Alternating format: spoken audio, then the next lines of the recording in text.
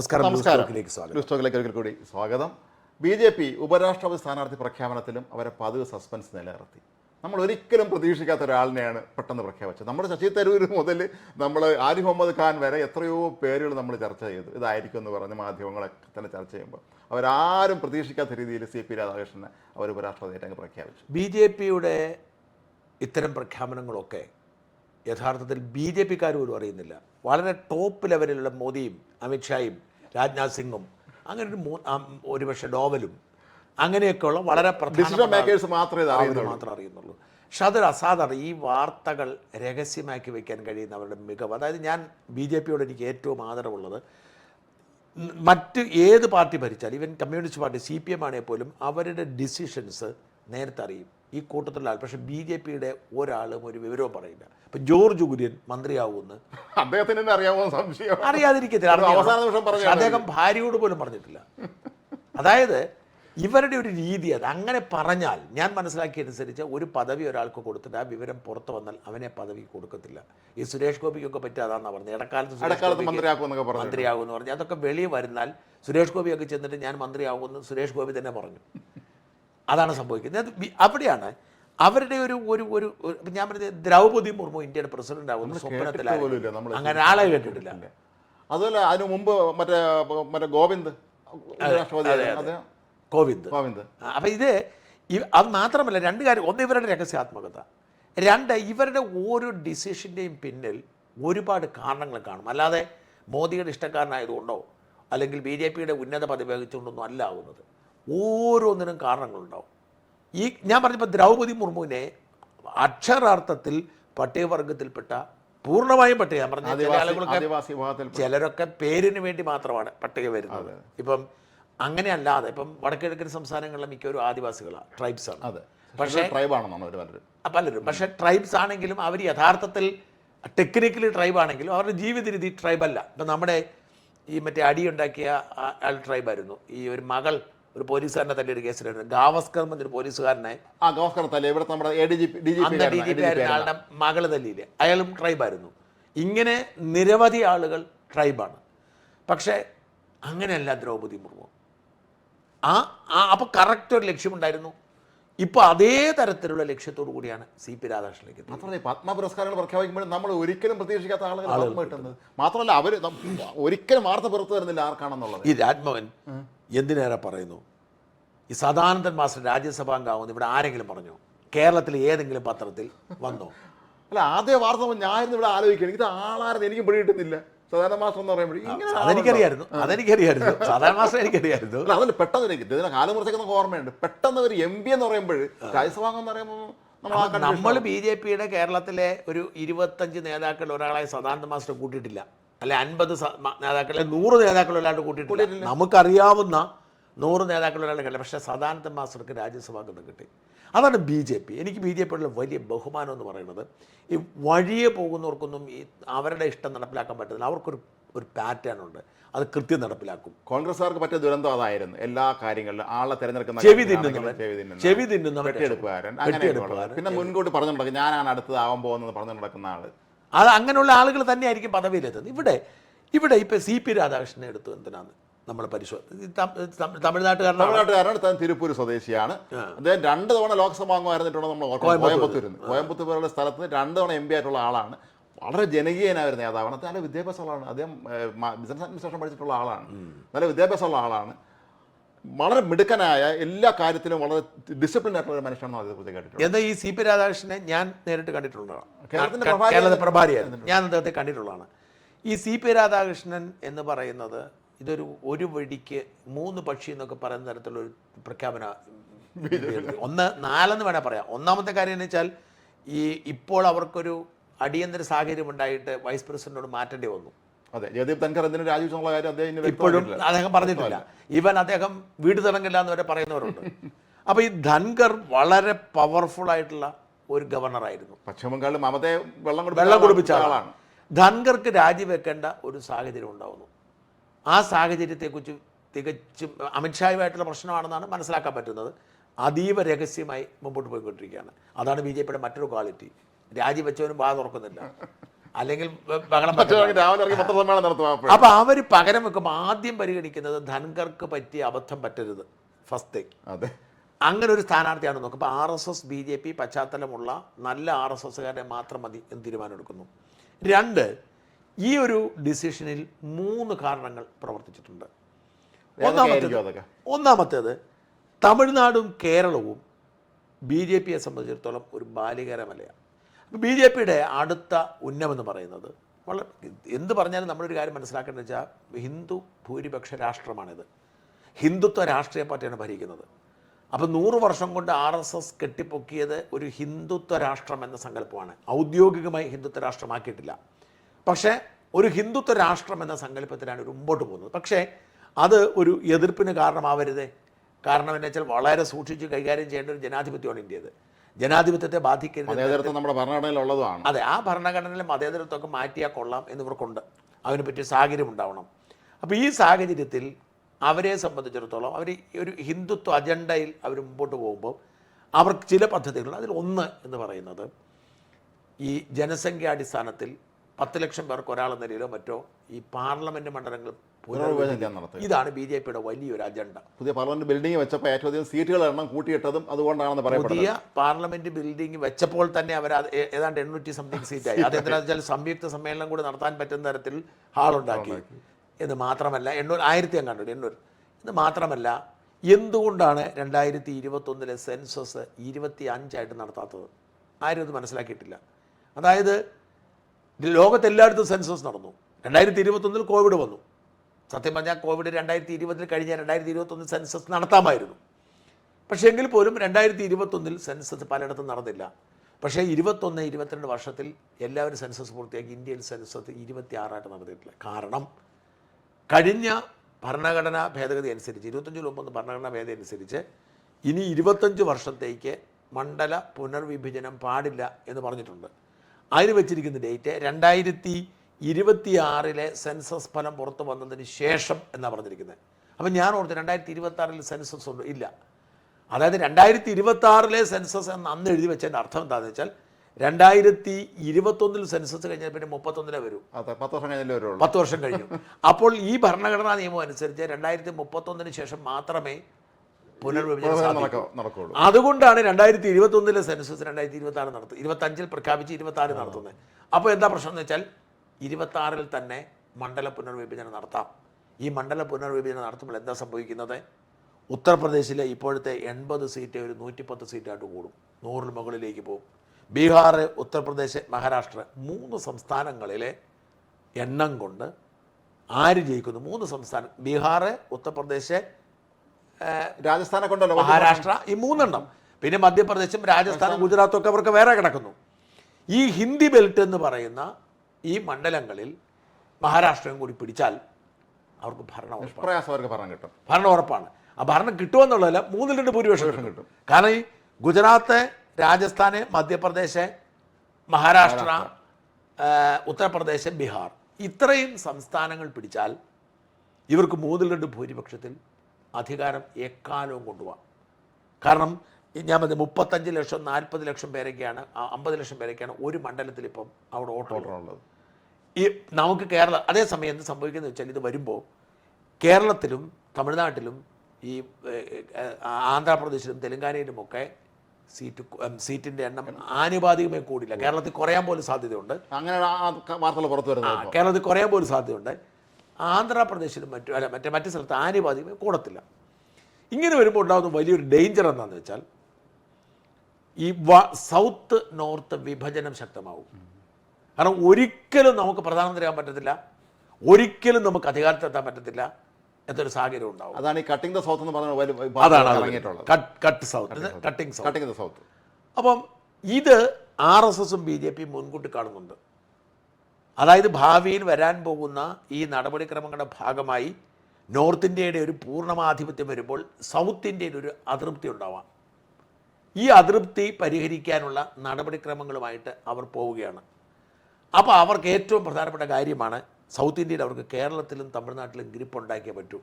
പ്രത്യേകിച്ച് തമിഴ്നാട്ടിൽ ദ്രാവിഡ രാഷ്ട്രീയത്തെ പെട്ടെന്ന് അങ്ങനെ മാറ്റാൻ കഴിയില്ല. അതാണ്. അപ്പോൾ അതുകൊണ്ട് ഇവരെന്താ ചെയ്യുന്നതെന്ന് വെച്ചാൽ ഈ തമിഴ് രാഷ്ട്രീയത്തിൽ ഒരു ദേശീയത കൊണ്ടുവരിക എന്ന ലക്ഷ്യത്തിലാണ് അണ്ണാമലയെ കൊണ്ടുവച്ചു, പുതിയ പരീക്ഷണങ്ങൾ നടത്തി. അങ്ങനെ അവർ തമിഴ്നാടിനെ ഫോക്കസ് ചെയ്ത് RSS ഒരുപാട് വർക്ക് ചെയ്യുന്നു. പുതിയ പാർലമെന്റ് മന്ദിരം നിർമ്മിച്ചപ്പോൾ മറ്റേ ചോളരാജവംശത്തിന്റെ ഒരു ചെങ്കോല് കൊണ്ടുവച്ചു. അങ്ങനെ തമിഴ്നാടിനെ ഇവർ ഫോക്കസ് ചെയ്യുന്നു, ഒപ്പം കേരളത്തിൽ ഫോക്കസ് ചെയ്ത് തമിഴ്നാട്. അപ്പം അങ്ങനെ, കാരണം ഈ തമിഴിൻ്റെ ഒരു പ്രോബ്ലം എന്ന് വെച്ചാൽ ഒരു വിഘടനവാദ പശ്ചാത്തലമുണ്ട് തമിഴ് പുലികളുടെ. എന്ന് മാത്രമല്ല ഈ ദ്രവീഡിയൻ സംസ്കാരമാണ് ആര്യ സംസ്കാരത്തെക്കാൾ മുമ്പ് പഴയതും നല്ലതുമെന്നും മറ്റേതൊരു അധിനിവേശ സംസ്കാരമാണ്. ഭാരതീയർ എന്ന് പറയുന്നത് ദ്രാവിഡന്മാരാണെന്നും ആര്യന്മാർ അധിനിവേശക്കാരാണെന്നുമാണ് ഇവരുടെ പെരിയാറും അണ്ണാദുരയും കരുണാനിധി എല്ലാം കൂടെ ഉയർത്തിവിട്ട വലിയൊരു സാധ്യതയുണ്ട്. അപ്പോൾ ഒരു വിഘടനവാദ സാധ്യതയുള്ളൂ. അപ്പം സൗത്ത് കുഴപ്പമുണ്ടാക്കാതിരിക്കാൻ, കാരണം എന്ന് വെച്ചാൽ ഈ ഒരു രാജ്യത്തിൻ്റെ ഒരു ഭാവിയെ ബാധിക്കുന്നൊരു വിഷയം, ഇപ്പോൾ കശ്മീരിലെ പ്രശ്നം നമുക്കറിയാം, അല്ലെങ്കിൽ നോർത്ത് ഈസ്റ്റിലെ പ്രശ്നം നമുക്കറിയാം, എല്ലാ രാജ്യത്തിനുമുണ്ട്. ഇപ്പം ബലൂചിസ്ഥാനാണ് പാകിസ്ഥാൻ്റെ തലവേദന, ചെച്ചിനിയാണ് റഷ്യയുടെ തലവേദന, എല്ലായിടങ്ങളിലും വിമത. അപ്പം അങ്ങനെ സൗത്ത് ഒരുമിച്ച് നിന്ന് ഒരു വിഘടനവാദ സ്വഭാവം കാണിക്കാതിരിക്കാനുള്ള കരുതലോടെയുള്ള പ്രവൃത്തി, അതിൻ്റെ ഭാഗമാണ് CP രാധാകൃഷ്ണൻ ഏറ്റവും പ്രധാനമായിട്ടും കൊണ്ടുവന്നത്. അപ്പം കാരണം 2-3 കാര്യങ്ങളുണ്ട്. ഒന്ന്, ഈ തമിഴ്നാടിനെ ദേശീയധാരയിലേക്ക്. ഞാനൊരു കാര്യം ചോദിച്ചോട്ടെ, ഒരു തമിഴ്നാട്ടിലെ ഇപ്പം സ്റ്റാലിൻ്റെ സുഹൃത്തു കൂടിയാണ് CP രാധാകൃഷ്ണൻ. നിങ്ങൾ പറഞ്ഞ മന്ത്രി എല്ലാവരുമായി വളരെ നല്ല ബന്ധപ്പെടുന്ന ആളാണ്. അപ്പോൾ ഈ CP രാധാകൃഷ്ണൻ വോട്ട് ചെയ്യാതിരിക്കാൻ DMKക്ക് പറ്റുമോ? അതൊരു ചോദ്യമാണ്. മാത്രമല്ല ഇന്നിപ്പോൾ ഇന്ത്യ മുന്നണി സഖ്യം സ്ഥാനാർത്ഥി പ്രഖ്യാപിച്ച തമിഴ്നല്ലല്ലോ, ഏറ്റവും രസം അതല്ല, അയാളെ പിന്തുണയ്ക്കത്തില്ല. TDPയും YSR തെരഞ്ഞെടുക്കുന്ന CP രാധാകൃഷ്ണൻ പിന്തുണയ്ക്കുന്ന. അപ്പോൾ ഈ തമിഴ്നാട്ടിലെ ഇത്രയും ജനകീയനായ, ഇത്രയും പ്രശസ്തനായ ആൾക്ക് ഉപരാഷ്ട്രപതി ആവാനായിട്ട് സാധ്യത വരുമ്പോൾ അയാളെ പിന്തുണയ്ക്കാതിരിക്കാൻ സ്റ്റാലിന് കഴിയും. നിർബന്ധിതരാകും അവസാനമായിരിക്കും അവർ നിർബന്ധിതരാകും. അപ്പോൾ സ്പ്ലിറ്റ് ഉണ്ടാക്കുക. ഇന്ത്യ മുന്നണിയിൽ യഥാർത്ഥത്തിൽ NDAക്ക് ഒറ്റയ്ക്ക് ജയിപ്പിക്കാനുള്ള വോട്ടിംഗ് പാറ്റേൺ ഉണ്ട്. പക്ഷേ ഇവരിതിൻ്റെ അകത്തൊരു വളരെ ശാസ്ത്രീയമായി നീക്കുന്നുണ്ട്. ഒന്ന്, തമിഴ്നാട്ടിൽ ആശയക്കുഴപ്പമുണ്ടാക്കണം. DMK പിന്തുണച്ചാൽ അത് ഇന്ത്യ സഖ്യത്തിനൊരു ഒരടിയ. മാത്രമല്ല ഈ തെരഞ്ഞെടുപ്പിൻ്റെ പ്രത്യേകത എന്നറിയാമോ? വിപ്പില്ല. ഈ ഉപരാഷ്ട്രപതി തെരഞ്ഞെടുപ്പിന് വിപ്പില്ല. അപ്പം ആർക്കും വോട്ട് ചെയ്യും. ഇപ്പം ഞാൻ പറഞ്ഞത്, ഞാൻ ആർക്കാണ്ട് വോട്ട് ചെയ്യുന്നുള്ള കാര്യം ആരും അറിയത്തില്ല, അത്ര അറിയത്തുള്ളൂ. അപ്പം ഇവിടെ പറയുന്ന സുരേഷ് ഗോപി അല്ല നമ്മുടെ ജോൺ ബ്രിട്ടാസിന് CP രാധാകൃഷ്ണൻ വോട്ട് ചെയ്യാൻ തോന്നിയാൽ വോട്ട് ചെയ്യാം. ജോൺ ബ്രിട്ടാസ് ഞാൻ മനസ്സിലാക്കിയതനുസരിച്ച് CP ആയിട്ട് നല്ല അടുപ്പത്തിലാണ്, എല്ലാവരും നല്ല ബന്ധത്തിലാണ് അദ്ദേഹം. ജോൺ ബ്രിട്ടാസ് എല്ലാവരുടെ ആൾക്കാരാണ്. ജോൺ ബ്രിട്ടാസ് CP രാധാകൃഷ്ണൻ വോട്ട് ചെയ്തിരുന്ന് പറയാൻ എങ്ങനെ പറ്റുന്നത്? കാരണം വിപ്പില്ല. അപ്പോൾ അത്തരത്തിൽ ഒരു സാഹചര്യം, ഇപ്പോൾ ഒരു ആശയക്കുഴപ്പമുണ്ടാക്കുക, പല ആളുകളുടെ വോട്ട് മേടിക്കുക, NDA സഖ്യത്തെ ദുർബലപ്പെടുത്തുക എന്ന ലക്ഷ്യവും തമിഴ്നാട്ടിലെ അവരുടെ ദേശീയ രാഷ്ട്രീയത്തെ ശക്തിപ്പെടുത്തുക എന്ന ലക്ഷ്യവും മാത്രമല്ല വേറെ ലക്ഷ്യങ്ങളുണ്ട്. ഒന്ന്, ഈ കേരളവുമായി വളരെ അടുത്ത ബന്ധം CP രാധാകൃഷ്ണൻ കേരളത്തിൻ്റെ പ്രഭാരിയായിരുന്നു. എല്ലാവരും എല്ലാ കേരളത്തിലെ നേതാക്കന്മാരും വളരെ വ്യക്തിപരമായ അടുപ്പമുള്ള മനുഷ്യനാണ് അദ്ദേഹം. കേരളത്തിലെ നേതാക്കളോട് മാത്രമല്ല, ഇവിടുത്തെ ഈ പ്രഭാരിമാർ, നല്ല പ്രഭാരിമാർ വന്നാൽ ഇവിടുത്തെ കമ്മ്യൂണിറ്റി ലീഡേഴ്സിനോട് അടുപ്പമുണ്ടാവും. ഞാൻ മനസ്സിലാക്കുന്നതനുസരിച്ച് ഈ CP രാധാകൃഷ്ണൻ പോവാത്ത അരമനകളൊന്നുമില്ല. അദ്ദേഹത്തിന് വലിയ ബഹുമാനമാണ് ക്രൈസ്തവ സഭയോട്. അതൊരു ലക്ഷ്യം. അതാണ് ഞാൻ മൂന്നാമത്തെ, ഒരു പക്ഷിക്ക് 3 പക്ഷി എന്ന് പറഞ്ഞ, ഒന്ന് ദേശീയ ദേശീയധാരയിലേക്ക് കൊണ്ടുവരിക, 2 കേരളത്തിലെ ഒരു കൊണ്ടുവരിക, 3 ചർച്ചുമായി, കാത്തലിക് ചർച്ചും അടക്കം സഭകളുമായിട്ടുള്ള അദ്ദേഹത്തിന് വലിയ ബന്ധമാണ്. ഞാൻ പറഞ്ഞത്, എൻ്റെ സഹോദരൻ ഉണ്ടല്ലോ, അച്ഛനുണ്ടല്ലോ, നമ്മുടെ വളരെ അടുത്ത സുഹൃത്താണ് അത് ഈ CP രാധാകൃഷ്ണൻ്റെ. അദ്ദേഹം മഹാരാഷ്ട്രയിലെ ഗവർണറായിരുന്നു. ഈ ഒക്ടോബറിൽ അദ്ദേഹത്തിൻ്റെ അടുത്തേക്ക് പോകുമെന്ന് പറഞ്ഞ് ഡേറ്റ് കൊടുത്തിരുന്നതാണ്. ഈ ഒക്ടോബറിൽ വളരെ അടുപ്പമുള്ള, ഗവർണറും ആയി വളരെ അടുപ്പമുള്ള ആൾ. ഈ അച്ഛന്മാരോട് വലിയ അടുപ്പമാണ് ഇദ്ദേഹത്തിന്. അപ്പോൾ ഇദ്ദേഹം ഈ മിക്ക അരമനകളിലും പോയി മെത്രാന്മാരെ കണ്ടിട്ടുണ്ട്. മിക്ക അരമനകളിലും, പ്രത്യേകിച്ച് തലശ്ശേരി മെത്രാനുണ്ടല്ലോ, ഇപ്പോൾ ഇവന്മാരെല്ലാം കൂടെ മാർ പാമ്പളാനി, ഇവന്മാരെല്ലാം കൂടെ ഞങ്ങളുടെ പിതാവിനെങ്കിൽ പാമ്പള എന്ന് വിളിച്ച് ആക്ഷേപിക്കും, മാർ പാമ്പളാനി, ജോസഫ് പാമ്പളാനി. അപ്പം ഈ പിതാവുമായിട്ട് വളരെ അടുപ്പമാണ്. ഇപ്പം അദ്ദേഹത്തിൻ്റെ തലശ്ശേരി രൂപതയിലെ ഈ സോഷ്യൽ സർവീസ് സൊസൈറ്റി ഉണ്ട്. ഈ സർവീസ് സൊസൈറ്റിയുടെ ചുമതലക്കാരനായിരുന്ന, ഡയറക്ടറായിരുന്ന എൻ്റെ ഒരു കസിൻ അച്ഛനുണ്ട്, ബെന്നി നിരപ്പേൽ എന്ന് പറയും, കണ്ണൂർ ആലക്കോടുകാരനാണ്, എൻ്റെ ബന്ധുവാണ്, നമ്മുടെ മഞ്ജുവിൻ്റെ അപ്പൻ്റെ പെങ്ങടെ മോനാണ്. ഈ ബെന്നി അച്ഛൻ ഞങ്ങളെല്ലാവരും വിളിക്കും. ഈ ബെന്നി അച്ഛനും CP രാധാകൃഷ്ണനും അടുത്ത സുഹൃത്തുക്കളെ പോലെ. ഈ CP രാധാകൃഷ്ണൻ തലശ്ശേരി ബിഷപ്പ് ഹൗസിൽ വന്ന് പലതവണ താമസിച്ചിട്ടുണ്ട്. അത് അവിടെ താമസിച്ച് പോയിട്ടുണ്ട്. കേരളത്തിൽ പരിപാടിക്ക് വരുമ്പം കണ്ണൂർ വന്നാൽ അദ്ദേഹത്തിന് വിശ്രമ കേന്ദ്രം ഈ തലശ്ശേരി ബിഷപ്പ് ഹൗസിന് വേറൊരു പാരമ്പര്യം കൂടെ ഉണ്ട്. വി ആർ കൃഷ്ണയുടെ വീടായിരുന്നത്. ഈ ബിഷപ്പ് ഹൗസിൽ വന്ന് ഇദ്ദേഹം താമസിച്ചിട്ടുണ്ട്, ഈ CP രാധാകൃഷ്ണൻ. എന്ന് മാത്രമല്ല, ഈ ആ മലബാറിലേക്ക് എപ്പം വന്നാലും ഈ ബെന്നിയച്ചനെ വിളിക്കും. അത്ര അടുപ്പമാണ്, അത്ര സൗഹൃദം, അത്ര പേഴ്സണൽ ബന്ധമുള്ള ബെന്നിയച്ചനെ അന്തിച്ചിരിക്കുകയാണ്. ഇപ്പോൾ കാരണം എന്നോട് പറഞ്ഞു, ഇദ്ദേഹം ഇവിടുത്തെ പ്രഭാരിയായിരിക്കുന്ന സാധനം പെട്ടെന്ന് ഇദ്ദേഹം നേരെ ജാർഖണ്ഡിലേക്ക് ഗവർണറായി പോന്നു. അവിടുന്ന് അദ്ദേഹം നേരെ മഹാരാഷ്ട്ര ഗവർണർ അപാരമായ പദവിയാണ്, വലിയ പദവിയാണ് മഹാരാഷ്ട്ര ഗവർണർ. വലിയ കൊട്ടാരമല്ലേ അവിടുത്തെ ഔദ്യോഗിക വസ്തുക്കൾ തന്നെ. അതെ, ആ മഹാരാഷ്ട്ര ഗവർണർ സ്ഥാനത്ത് ഇപ്പോൾ ഉപരാഷ്ട്രപതിയാവുന്നു. അപ്പം ഞാൻ പറഞ്ഞു, ഇതിന് മൂന്നാമത്തെ ഈ മൂന്നാമത്തെ പക്ഷി എന്ന് പറയുന്നത് ഒരു വെടിക്ക് 3 പക്ഷി എന്ന് പറഞ്ഞാൽ മൂന്നാമത്തെ പക്ഷി സഭയാണ്.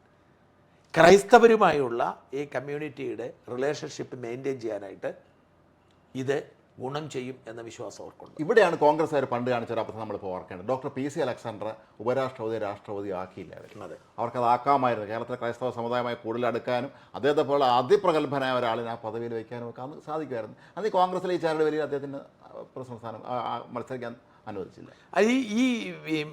ഈ കോൺഗ്രസിന്റെ എക്കാലത്തെയും പ്രശ്നം അതാണ്, അവരുടെ പെറ്റി ഇൻട്രസ്റ്റ്.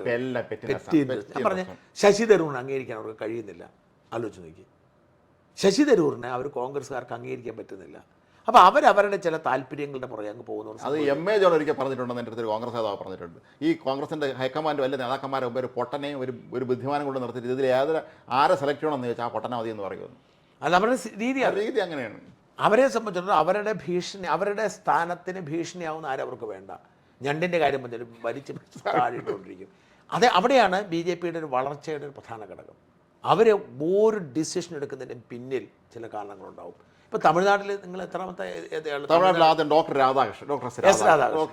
ആലോചിക്കുക, അതായത് ആദ്യത്തെ ഇന്ത്യയുടെ രാജേന്ദ്ര പ്രസാദ് കഴിഞ്ഞിട്ടാണ് ഡോക്ടർ രാധാകൃഷ്ണൻ. അദ്ദേഹം വൈസ് പ്രസിഡന്റും ആയിരുന്നിട്ടുണ്ട്. പിന്നെ VV ഗിരി നമ്മുടെ കേരളത്തിലെ ഗവർണർ ആയിരുന്നിട്ടുണ്ട്. അദ്ദേഹം രാഷ്ട്രപതി ആയിരുന്നിട്ടുണ്ട്. സാക്ഷാൽ APJ അബ്ദുൽ കലാം തമിഴ്നാട്ടുകാരൻ. ഡോക്ടർ R വെങ്കട്ടരാമൻ എൻ്റെ വിദ്യാഭ്യാസ കാലത്ത് വെങ്കട്ടരാമൻ പഠിച്ചിട്ടുണ്ട്. മാത്രമല്ല, ഒരു വലിയ കാര്യം നമ്മളിപ്പോൾ ശ്രദ്ധിക്കേണ്ടത്, ഈ നമ്മുടെ ഉപരാഷ്ട്രപതി എന്ന് പറയുമ്പോഴേ ഈ രാജ്യസഭ നയിക്കേണ്ട ആളാണ് അദ്ദേഹം. അവിടെ ഇരുന്നുകൊണ്ട് ഒരു പൊളിറ്റീഷ്യൻ ആയിരുന്ന ഒരാളെ സംബന്ധിച്ച്, അല്ലെങ്കിൽ മന്ത്രി MP ഒക്കെ ഒരാളെ സംബന്ധിച്ച് കുറച്ചുകൂടെ ഈസിയാണ് ഇവരെ ഹാൻഡിൽ ചെയ്യാൻ. അയാളുടെ താഴെയാണ് ഉപാധ്യക്ഷൻ വരുന്നത്. രാജ്യസഭ ഉപാധ്യക്ഷൻ വരുന്നത് അതിൻ്റെ താഴെയാണ് ഡെപ്യൂട്ടി ചെയർമാൻ. നമ്മളെ കുര്യ സാറൊക്കെ, അതായത് ചെയർമാൻ ഉണ്ടെങ്കിൽ അദ്ദേഹമാണ്. ചെയർമാൻ ഇല്ലെങ്കിലാണ് ഈ വൈസ് ചെയർമാൻ വരുന്നത്. അത് ക്യാബിനറ്റ് റാങ്ക്. കുര്യ സാർ ക്യാബിനറ്റ് റാങ്ക് ആക്കിയതാണ്. അതിനു മുമ്പ് സ്വതന്ത്ര സഹമന്ത്രി അങ്ങനെ എന്തോ ആയിരുന്നു. പക്ഷെ കുര്യ സാർ ക്യാബിനറ്റ് റാങ്ക് ആക്കിയിരുന്നവർ. അപ്പം തമിഴ്നാട്ടിൽ നിന്ന് ആലോചിക്കേ, S രാധാകൃഷ്ണൻ, നമുക്ക് ഒരു KR നാരായണനേ ഉള്ളൂ. ഒരു KR നാരായണൻ മാത്രം. PC അലക്സാണ്ടർ ഉറപ്പായിട്ട് വരേണ്ടതാണ്. യോഗ്യനാണല്ലോ അദ്ദേഹം. ആ യോഗ്യതയുള്ള അംഗീകരിക്കില്ല എന്നുള്ള ഏറ്റവും വലിയൊരു കാര്യങ്ങളൊന്നാണ് PC അലക്സാണ്ടർ ഒഴിവാക്കിയത്. പിന്നെ ആകെപ്പാടെ ഒരു ഇതുള്ളതെന്ന് വെച്ചാൽ, പണ്ടൊക്കെ ഈ ഉപരാഷ്ട്രപതി ആയാൽ പിന്നെ പ്രസിഡന്റ് ആവുന്ന ഉറപ്പുണ്ടായി. പക്ഷെ ഇപ്പൊ അങ്ങനെ ഇല്ലെന്ന്. വെങ്കയ്യ നായിഡുവോടുകൂടി അതങ്ങ് നിന്നു തോന്നുന്നു. BJP ഇതിന് മുമ്പ് എടുത്തവരിൽ അങ്ങനല്ലേ? ഉപരാഷ്ട്രപതി അവർ രാഷ്ട്രപതി ആക്കിയിട്ടുണ്ട്? ഇല്ലല്ലോ. ഇല്ലെന്ന് തോന്നുന്നു. ഇല്ല. BJP നേരിട്ട് രാഷ്ട്രപതിയായിട്ട് ആളെ കൊണ്ടുവരിക ചെയ്തു. അതെ, ഉപരാഷ്ട്രപതി വേറെ ആളെ ഒരർത്ഥത്തിൽ നല്ലതാണ് കേട്ടോ. ഉപരാഷ്ട്രപതി ഒരാൾക്ക് തന്നെ 2 പദവിയും കൊടുക്കുന്നതിനെക്കാട്ടും നല്ലത് ഒരാളെ അക്കോമഡേറ്റ് ചെയ്യണം. ഞാൻ പറഞ്ഞത്, ഇത്രയധികം നേതാക്കളുള്ള ഒരു രാഷ്ട്രീയ പാർട്ടി പരമാവധി ആളുകൾക്ക് എന്താ പറയുന്നത്, കൊള്ളാവുന്ന പദവികൾ കൊടുക്കുന്നതാണ് ഉചിതമെന്ന് എനിക്ക് തോന്നുന്നു. പക്ഷേ കേരളനാടിൻ്റെ കാര്യത്തിൽ നമ്മൾ വേറൊരു രസകരമായ കാര്യമുള്ളത്, കേരളനാട് 84 ഒറ്റപ്പാലം ജയിച്ച് കേന്ദ്രമന്ത്രിയുടെ അവിടെ ചെല്ലും. അദ്ദേഹം അമേരിക്കയിലും ചൈനയിലും അംബാസഡറും ആയിരുന്നു. ഇത്രയും വലിയ പദവി വഹിച്ചൊരു മനുഷ്യനെ ശാസ്ത്ര സാങ്കേതിക വകുപ്പ് സഹമന്ത്രിയാക്കി പുള്ളി. അല്ല, അത് വാസ്തവത്തിൽ അദ്ദേഹത്തെ വിളിച്ചുകൊണ്ട് വന്നിട്ട് അപമാനിച്ചാണ്. പിന്നെ എനിക്കൊന്ന് കേരളാമതിയാണ് എഡിറ്റോറിയൽ എഴുതി. കേരളനാരാണ് രാഷ്ട്രപതി ആക്കണം എന്ന് പറഞ്ഞ് തന്നെ അവർ എഡിറ്റോറിയൽ എഴുതി. അതൊരു വലിയൊരു ചലനം ഉണ്ടാക്കിയത്. സത്യം അദ്ദേഹം യോഗ്യനാണല്ലോ സ്ഥാനത്തിരിക്കാൻ. ഒന്നുമില്ലെങ്കിൽ നിവൃത്തികേട് കൊണ്ടാക്കിയതായിരിക്കും അവസാനം. പിന്നെ ഇവിടുത്തെ കോൺഗ്രസ് നേതാക്കന്മാർ പലരും നിർബന്ധിതരായി. അത് കറക്റ്റാണ്. കേരളമായി നിരന്തരം എഴുതി. പിന്നെ അതെല്ലാവരും ഏറ്റെടുത്തു കേരളത്തിൽ. അപ്പം കോൺഗ്രസ് നേതാക്കൾക്ക് വേറെ വഴിയില്ലല്ലോ. ഈ കേരളനാരായണനെ വിദേശകാര്യ മന്ത്രിയെങ്കിലും ആക്കാമായിരുന്നു അന്ന്. ഒന്നുമില്ല, ശാസ്ത്ര സാങ്കേതിക കാര്യ സഹമന്ത്രി എന്നൊക്കെ പറഞ്ഞല്ലേ. അദ്ദേഹത്തെ പോലെ ഇത്രയും ഉന്നതനായ ഒരാളാണ്. രാജീവ് ഗാന്ധി മന്ത്രിസഭയിൽ ആ പണത്തിന് കൊടുത്തു. പക്ഷേ അദ്ദേഹം ഒന്നും പറഞ്ഞില്ല. അദ്ദേഹം ഒരു മാന്യനായതുകൊണ്ട് അദ്ദേഹം ഒന്നും പറഞ്ഞില്ല. അപ്പോൾ അതൊരു നമ്മൾ ശ്രദ്ധിക്കേണ്ട ഒരു കാര്യമാണ്. കഴിവുള്ളവനെ അക്കോമഡേറ്റ് ചെയ്യുക. BJP കൃത്യം ചെയ്യുന്നുണ്ട്. മിടുക്കന്മാരെ കണ്ടെത്തി അവരാ ഇത് തന്നെയാണ് തരൂരിന് സംഭവിച്ചത്. അപ്പം തരൂരിനെ സംബന്ധിച്ച് എന്താണ്, തരൂര് രാഷ്ട്രീയത്തിലേക്ക് വരാൻ തീരുമാനിക്കുന്നത് മൻമോഹൻ സിംഗ് നേരിട്ട് വിളിച്ചിട്ടാണ്. കാരണം മൻമോഹൻ സിംഗിന് അന്താരാഷ്ട്ര ബന്ധമുണ്ടല്ലോ. അപ്പം മൻമോഹൻ സിംഗ് വിചാരിച്ചത് തരൂരിനെ ക്യാബിനറ്റിൽ എടുക്കാമെന്നാണ്. പക്ഷെ ഇവിടെ വന്നപ്പം കോൺഗ്രസ് സോണിയാഗാന്ധി സമ്മതിക്കത്തില്ല. അങ്ങനെ മൻമോഹൻ സിംഗ് കാലി പിടിച്ചാണ് ഈ സഹമന്ത്രി സ്ഥാനം കൊടുത്തത്. ഈ സഹമന്ത്രി സ്ഥാനം കൊണ്ട് തൃപ്തിപ്പെടേണ്ടി വന്നു. ഇപ്പോൾ പോലും ഇപ്പം ഞാൻ മനസ്സിലാക്കുന്നതനുസരിച്ച് തരൂര് കോൺഗ്രസുമായിട്ട് ഏതാണ്ട് വിട പറഞ്ഞ് നിൽക്കുകയാണ്. പക്ഷേ ഒരു ഡിസിഷൻ എടുക്കാൻ കഴിയുന്നില്ല. അതായത് തരൂര് വിചാരിക്കുന്നത് ബി ജെ പിയിലേക്ക് പോകാൻ തരൂരിന് ബി ജെ പിയിലേക്ക് പോകാനായിട്ട് പ്ലാനില്ല. നേരെ മറിച്ച് കേരളത്തിൽ തരൂരിന് ഒരു സ്വന്തം പ്ലാറ്റ്ഫോം ഡെവലപ്പ് ചെയ്ത് BJP കേരളത്തിൻ്റെ മുഖ്യമന്ത്രി സ്ഥാനാർത്ഥിയായി മുമ്പിൽ നിന്ന് ആ മുഖ്യമന്ത്രി സ്ഥാനാർത്ഥിയെ BJP പിന്തുണയ്ക്കുന്ന തരത്തിലുള്ള സംവിധാനമാണ് അദ്ദേഹം ആഗ്രഹിക്കുന്നത്. പക്ഷേ കേരളത്തിൽ എത്രത്തോളം അത് പ്രായോഗികമാകും എന്നുള്ളത് ഒരു BJPയുടെ പിന്തുണയാണ് പ്രായോഗികമാവും. കാരണം ഞാൻ പറഞ്ഞ ഒരു സ്വതന്ത്രൻ ഇവിടെ മുമ്പിൽ വരികയും ആ സ്വതന്ത്രനെ BJP വളരെ പവർഫുൾ ആണല്ലോ.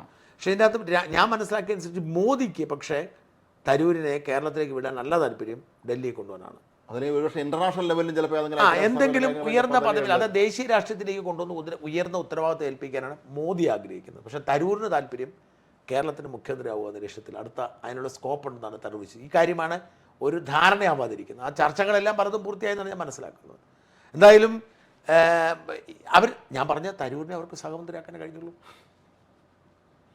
ഞാൻ പറഞ്ഞ ഈ ഇന്ത്യൻ രാഷ്ട്രീയത്തിൻ്റെ പ്രത്യേകത എന്ന് പറഞ്ഞാൽ ഇപ്പോൾ BJP വന്നതിന് ശേഷം പ്രത്യേകത എന്ന് പറഞ്ഞാൽ നമ്മൾ അതാണ് ചർച്ച ചെയ്യുന്നത്. അവർ എത്ര സ്ട്രാറ്റജിക്കലായിട്ടാണ് കാര്യങ്ങൾ എടുക്കുന്നത് എന്നുള്ളത്, അല്ലേ? അതെ, CP രാധാകൃഷ്ണനെ പോലെ ഒരാളിനെ സെലക്ട് ചെയ്തത് അത് വളരെ കൃത്യമാണ്. കാരണം ഈ അദ്ദേഹം 2 തവണ MP ആകുന്ന ആളാണ്. അദ്ദേഹത്തിന് അവിടെ നിന്ന് രാജ്യസഭ നിയന്ത്രിക്കാനും പറ്റും.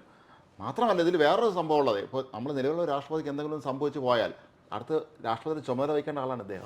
ഈ ഉപരാഷ്ട്രപതിയായി വരുന്ന ആളാണ്. അപ്പോൾ അദ്ദേഹം അതിനും കൂടെ യോഗ്യനായിരിക്കണം. അല്ലെങ്കിൽ സർക്കാരിൻ്റെ ആവശ്യമില്ലാതെ വെട്ടിൽ കൊണ്ട് ചാടിക്കുന്ന ഒരു രാഷ്ട്രപതി ആകരുത് അവിടെ ഇരിക്കുന്നത്. അപ്പോൾ അതൊരു വളരെ പ്രധാനപ്പെട്ട ഒരു കാര്യം തന്നെയാണ്. എന്തായാലും നമ്മുടെ PS ശ്രീധരൻപിള്ളയ്ക്ക് എന്ത് പറ്റി? ഇനി അദ്ദേഹത്തെ എങ്ങനെ മഹാരാഷ്ട്ര ഗവർണർ ആക്കുമോ? ഇനിയിപ്പോൾ അദ്ദേഹം പോകുന്നില്ല. അല്ല, ഇപ്പം മഹാരാഷ്ട്ര ഗവർണർ സ്ഥാനം പോകുന്നില്ലേ? പോയി. പകരം ഗോവയിൽ നിന്ന് വന്നല്ലോ അദ്ദേഹം. ഗവർണർ നിയമിച്ചല്ലോ. അപ്പൊ ഇദ്ദേഹം ഗവർണർ അല്ല.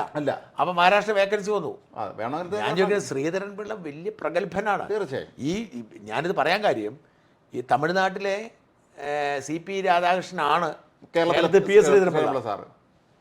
അപ്പൊ അതുകൊണ്ട് BJP ആയതുകൊണ്ട് പറയാതിരിക്കാൻ പറ്റത്തൊന്നുമില്ല. ചിലപ്പോൾ PS ശ്രീധരൻപിള്ള മഹാരാഷ്ട്ര ഗവർണർ ആയിക്കൂടെ. എല്ലാവരും നല്ല ബന്ധം പുലർത്തുന്ന ആളാണ്, നല്ല അറിവുള്ള ആളാണ്, നല്ല വലിയ അഭിഭാഷകനാണ് അദ്ദേഹം. എഴുത്ത് കവിയാണ് അദ്ദേഹം. PS വെൺമണി എന്നുള്ള അദ്ദേഹം കവിതകൾ എഴുതാറുണ്ട്.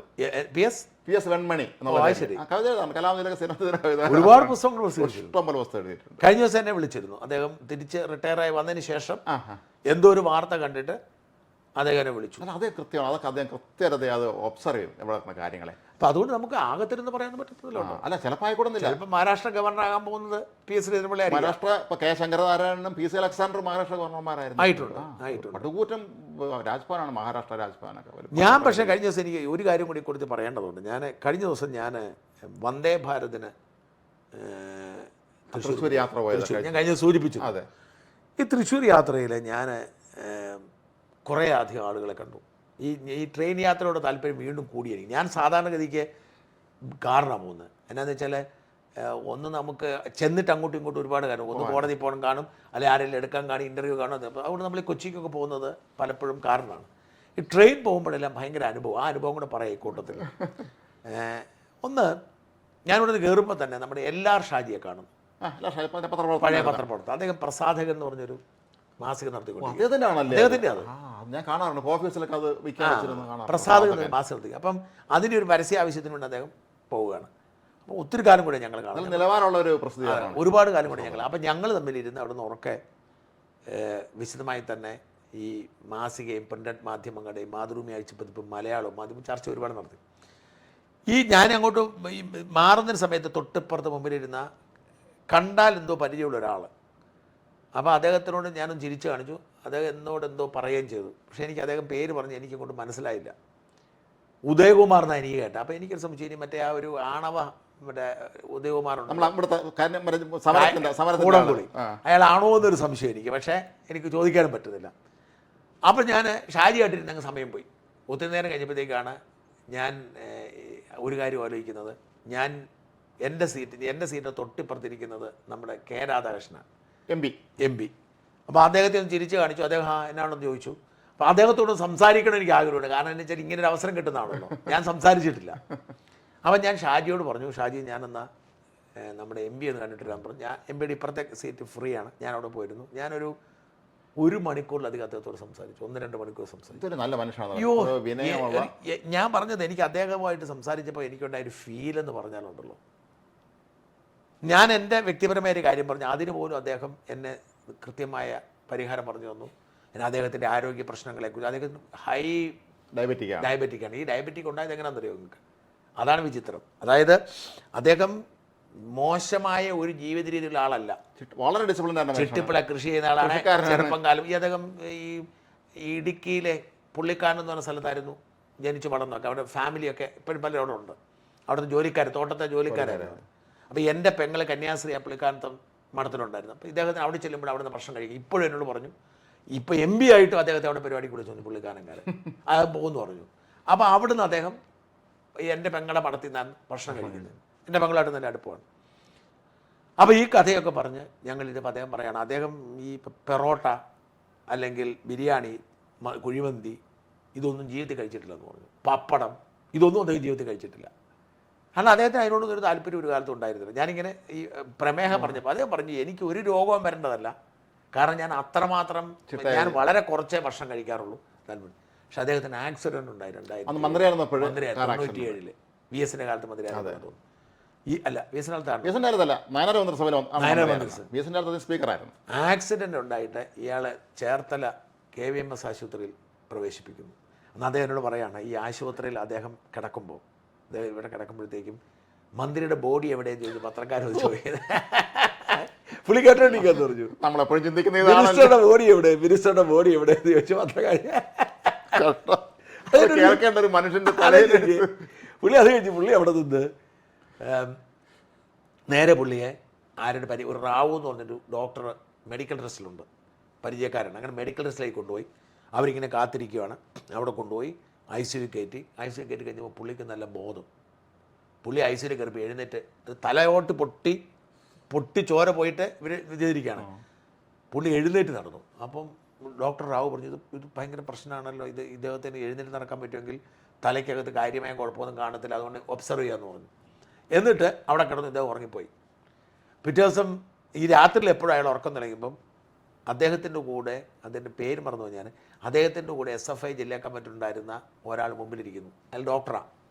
ആ ഡോക്ടർ ഇവിടെയാണെന്ന് ഇയാൾക്ക് അറിയത്തില്ല. അപ്പം അയാൾ പേര് ഗിരിയോ എന്തൊരു പേര് ഞാൻ മറന്നുപോയി. അപ്പം പുള്ളി കണ്ണു തുറന്ന ഉടനെ, എടാ ഗിരി ഞാൻ എനിക്കറിയത്തില്ല പേര് പറയും, എടാ ഗിരി നീ എന്താ ഇവിടെ ഇരിക്കുന്നു ചോദിച്ചെന്ന് പറഞ്ഞു. ഇത് കേട്ട ഉടനെ ഇങ്ങനെ ഇറങ്ങി ഒറ്റ ഓട്ടോ ഓടി. പുള്ളി പറഞ്ഞു, എടാ ഇത് അബദ്ധം പറ്റി, കുറേ ഇപ്പം വലിയ ഡോക്ടർ സംഘം വന്നു. കാരണം എന്നാ പറ്റിയെന്ന് വെച്ചാൽ, ഈ ഡോക്ടർ റാവു പറഞ്ഞിരുന്നു പരിചയമുള്ള ആരെങ്കിലും കൊണ്ടിരുത്തുന്നത്. അപ്പോൾ അയാൾ പറഞ്ഞു, ഞാൻ പരിചയക്കാരനാന്ന് പറഞ്ഞു. എന്നാൽ പിന്നെ നീ അവിടെ പോയി ഇരുന്നാൽ മതി, തിരിച്ചറിയുമെന്ന് അറിയാനാണ്. ഉറക്കം തെളിയുമ്പോൾ തിരിച്ചറിയാൻ വേണ്ടി കൊണ്ടിരുത്തിയതാണ്. ഉറക്കം തെളിച്ചപ്പോൾ തിരിച്ചറിഞ്ഞ ഒരു കുഴപ്പമില്ല, ഓപ്പറേഷൻ വേണ്ടെന്ന് വെച്ചെന്ന് പറഞ്ഞു. ആരും ചോദിച്ചു, ഈ തലച്ചോറിൻ്റെ ഓപ്പറേഷൻ വേണ്ടെന്ന് വെച്ചെന്ന് പറഞ്ഞു. അപ്പോൾ പുള്ളി പക്ഷേ അന്നത്തെ ഈ ചികിത്സയിൽ കൊടുത്ത സ്റ്റിറോയിഡ് അടക്കമുള്ളവ ആരോഗ്യത്തെ ബാധിച്ചു. ഭയങ്കരമായിട്ട് ഷുഗറാണ്, അന്ന് മുതൽ ഷുഗറാണ്. അപ്പം പിന്നെ പുള്ളിക്ക് അങ്ങനെ കൃത്യമായ ഒരു ജീവിതക്രമമൊന്നും ഇല്ലല്ലോ, കാരണം ആവശ്യമില്ലാത്തൊന്നും കഴിക്കത്തില്ലെന്നേ ഉള്ളൂ. പക്ഷേ എങ്കിൽ പോലും അങ്ങനെ എനിക്ക് ഭയങ്കര സ്നേഹവും ബഹുമാനവും തോന്നി ആ മനുഷ്യനോട്. കാരണം എന്തോരോ കാര്യങ്ങളാണ് അദ്ദേഹം. ഞാൻ പറഞ്ഞത് സത്യം പറഞ്ഞാൽ ഒരു അപരിചിത്വവും, ഞാൻ എൻ്റെ പത്രപ്രവർത്തനത്തെക്കുറിച്ച് അദ്ദേഹമോ അദ്ദേഹത്തിൻ്റെ രാഷ്ട്രീയത്തെക്കുറിച്ച് ഞാനോ ചോദിച്ചില്ല. കാരണം CPM-ഉം മറുനാടനും തമ്മിലൊരു ഭിന്നതയുണ്ടെന്ന് അദ്ദേഹത്തിന് പറയാൻ എനിക്കും അറിയാം. അപ്പോൾ അദ്ദേഹം എൻ്റെ കേസിനെക്കുറിച്ചോ എൻ്റെ വാർത്തയെക്കുറിച്ചോ ഒന്നും ചോദിച്ചിട്ടില്ല. ഞാൻ അദ്ദേഹത്തിനോട് പിണറായി വിജയനെക്കുറിച്ചോ CPM-ൻ്റെ ഭരണത്തെക്കുറിച്ചോ ഒന്നും പറഞ്ഞിട്ടില്ല. ഞങ്ങൾ തമ്മിൽ ബാക്കി വളരെ രസം, എനിക്ക് ഭയങ്കര സ്നേഹവും ബഹുമാനവും ഒക്കെ, മാത്രം ഒത്തിരി കഥ ചിലതൊന്നും അദ്ദേഹം പറയാൻ പറ്റില്ല. കാരണം അദ്ദേഹം പറയാൻ വെളി പറയരുതാത്ത കാര്യം, അത് രാഷ്ട്രീയമല്ല, വ്യക്തിപരമായ കാര്യങ്ങൾ പോലും പറയാൻ അത്ര മനോഹരമായിരുന്നു. അത് കഴിഞ്ഞപ്പോഴാണ് ഞാൻ ഓർക്കുന്നത്, അയ്യോ മറ്റേ ഞാൻ അവിടെ ചെന്നു. ഞാൻ ചെന്ന് അദ്ദേഹത്തോടെ സോറി പേര് മനസ്സിലായില്ലായിരുന്നു പറഞ്ഞു. ഓ അപ്പം മനസ്സിലായില്ല അല്ലേ? അപ്പം ഞാൻ ഓർത്ത് അഹങ്കാരമാണല്ലോ. ഞാൻ ഓർത്ത് ആരെന്നറിയാമോ, നമ്മുടെ RSSന്റെ നേതാവ് ജയകുമാറില്ലേ, ഞങ്ങൾ തമ്മിൽ നേരിട്ട് കണ്ടിട്ടില്ല. അപ്പം അദ്ദേഹത്തെ പരിചയപ്പെടുത്തിയെന്നറിയോ, അദ്ദേഹനെ പരിചയപ്പെടുത്തിയത് ഞാൻ ജയകുമാർ എന്ന് പറഞ്ഞപ്പോൾ എനിക്ക് മനസ്സിലാവുന്ന ഒരുപാട് പറഞ്ഞു. നമ്മുടെ നിങ്ങൾക്ക് മനസ്സിലാകുന്ന പോലെ പറയാം, അജിത് കുമാറിനെ മറ്റേ ഹൊസബള്ളയുടെ അടുത്ത് കൊണ്ടുപോയ ആളാന്ന് പറഞ്ഞു. എങ്ങനെയുണ്ട്? എന്നിട്ട് ഞങ്ങൾ രണ്ടും കൂടെ കുറേ നേരം, പിന്നെ മന്ത്രിയുടെ പിന്നെ ചെല്ലാന്ന് പറഞ്ഞ് പോയില്ല. അദ്ദേഹമായിട്ട് ഞാൻ കുറേ നേരം മാറി ഒത്തിരി നേരം വർത്താനം പറഞ്ഞു. പക്ഷേ ഈ ആളുകൾ വന്ന് ഫോട്ടോ ഒക്കെ എടുക്കുന്ന കാരണം പലതും പറയാൻ പറ്റുന്നില്ല. ഒരുപാട് രാഷ്ട്രീയമൊക്കെ പറഞ്ഞു. ഭയങ്കര അതിനിടയിലാണ് നമ്മുടെ അപ്പോൾ എറണാകുളത്ത് വന്ന് വണ്ടി നിർത്തുന്നു. ഞാൻ തൃശ്ശൂർ ഇറങ്ങുന്നത്. അപ്പോൾ അപ്പുറത്തെ കമ്പാർട്ട്മെൻറ്റിൽ നിന്ന് ഇറങ്ങാൻ ആൾ നിൽക്കുന്ന കൂട്ടത്തിൽ നിൽക്കുന്ന ഒരു ആളും, ഒരു ഡീസൻ്റായിട്ട് വസ്ത്രം ധരിച്ച ഒരാളും നല്ല ഭംഗിയുള്ള ഒരു ചേച്ചിയും അവിടെ നിൽക്കുന്നു. എന്നിട്ട് ആ ചേച്ചി എന്നെ ഒന്ന് ചിരിച്ച് കാണിച്ചിട്ട് അദ്ദേഹത്തോട് പറഞ്ഞു, അദ്ദേഹം എന്നെ ഒന്ന് ചിരിച്ച് കാണിച്ചു. അപ്പോൾ എന്നെ രണ്ടുപേരും ചിരിച്ച് കാണിച്ചപ്പോൾ എന്നാൽ പിന്നെ ഞാനൊന്ന് വർത്താൻ പറഞ്ഞാൽ ഞാൻ അവിടെ ചെന്നിട്ട് പേരെന്താ എന്ന് ചോദിച്ചു. അപ്പോൾ അദ്ദേഹം ചിരിച്ചു, എന്ന് ചിരിച്ചു. എന്നിട്ട് ഞാനാണ് ജേക്കബ് അലക്സാണ്ടർ മുത്തൂർ ഫിനാൻസിൻ്റെ മുതലാളിയാണ്. അദ്ദേഹത്തിന് ഭാര്യയാണ് ആ ചേച്ചിയാന്ന് തോന്നില്ല. ആലോചിച്ച് നോക്കിയേ. അല്ല, എൻ്റെ ഒരു സുഹൃത്തിൻ്റെ ചേട്ടൻ ട്രെയിനിൽ TT ആയിരുന്നു. അപ്പോൾ അദ്ദേഹം സിനിമയൊന്നും കാണുന്ന ആളല്ല, സിനിമ ഒരു ബന്ധമില്ല. അങ്ങനെ ട്രെയിനിൽ ഈ AC സീനിയർ TT ആണ്. ഒരാളെ പരിചയപ്പെട്ടു, സുന്ദരനായ മനുഷ്യൻ പരിചയപ്പെട്ട് കാര്യങ്ങളൊക്കെ എല്ലാം പറഞ്ഞു കഴിഞ്ഞപ്പോൾ ഇത് അങ്ങോട്ട് വെച്ച് എവിടെ വർക്ക് ചെയ്യണമെന്ന് ചോദിച്ചു. മറ്റേ മനുഷ്യൻ പറഞ്ഞാൽ അല്ല, ഞാനൊരു സിനിമ നടനാണ്, എന്നെ മനസ്സിലായില്ലെന്ന് ചോദിച്ചോ. എന്താണ് പേര്? ബിജു മേനോൻ. പുള്ളി പറഞ്ഞു എനിക്കറിയില്ല, പുള്ളി സിനിമയൊന്നും കാണുന്ന ഒരാളല്ല. അങ്ങനെ ഒരുപാട് രസമുണ്ട് ട്രെയിൻ യാത്ര, ഭയങ്കര രസം. ഇതിനിടയ്ക്ക് ഒരു സംവിധായകൻ ഭാസ്കരൻ എടത്തൊടി, ഓർക്കുന്നുണ്ട് ഞാൻ പേര്. അയാളുടെ ഒരു സിനിമ നിർമ്മാതാവാണ്, ഗൾഫിൽ നിന്ന് വന്നാ. ഞാൻ ചോദിച്ചു, അപ്പോൾ ആദ്യത്തെ സിനിമയാണ് അതിന് പറയാം. ഞാൻ പറഞ്ഞു ഉറപ്പായിട്ടും സിനിമ പൊട്ടിപ്പോകുന്നു പറഞ്ഞു. പുള്ളി ആകെ തകർന്നു പോയി. ഞാൻ പറഞ്ഞു ഉറപ്പാണ്. പുള്ളിയോട് ഞാൻ സംസാരിച്ചു. ഞാൻ പറഞ്ഞു ഇങ്ങനെ ചേട്ടനെ പോലെ കാശുള്ള ഒരുപാട് പേരെ ഗൾഫിൽ നിന്ന് ഇങ്ങനെ പോകുന്നുണ്ട്, അതുകൊണ്ട് ഇനി അടുത്തത് എടുക്കുന്നുണ്ടെങ്കിൽ എനിക്ക് ഒരുപാട് ഓഫറുണ്ട്. ഞാൻ പറഞ്ഞു ഇത് ഇറങ്ങി ലാഭം ഉണ്ടാക്കിയെങ്കിൽ അടുത്തത് നിക്ഷേപിക്കാവുള്ളൂ. ഇതിപ്പം എത്ര മുടക്കൊന്നും പറയത്തില്ല. ഞാൻ പറഞ്ഞു എന്തായാലും 3 കോടിയാണെങ്കിൽ 9 കോടി പോകും, കുഴപ്പമില്ലെന്ന് ഞാൻ പറഞ്ഞ് ഉപദേശിച്ചു വിട്ടിട്ടുണ്ട്. ഭാസ്കരൻ എടത്തൊടി, ഒരു സിനിമയുടെ പേരും പറഞ്ഞു, എന്ത് താരയോ തരകനോ എന്തോ ഒരു പേര് നമുക്ക് ഓർക്കാൻ പറ്റത്തില്ല. ഈ ട്രെയിനിൽ ഇതുപോലെ പണ്ട് മലബാർ എക്സ്പ്രസ് രാത്രി പോകുന്നുണ്ടല്ലോ, അത് ഇതുപോലത്തെ ട്രെയിനായിരുന്നു. ഈ നേതാക്കന്മാർ മുഴുവൻ യാത്ര ചെയ്യുന്നത് എല്ലാവരും തമ്മിൽ സൗഹൃദമൊക്കെ ഉണ്ടാകണം. എന്തായാലും ട്രെയിൻ യാത്ര കൂടി ഞാൻ ഈ കൂടുതൽ പറഞ്ഞത് മാത്രം. നമ്മൾ CP രാധാകൃഷ്ണനെ കുറിച്ചും BJP യുടെ തന്ത്രത്തെക്കുറിച്ചുമാണ് പറഞ്ഞത്. നന്ദി.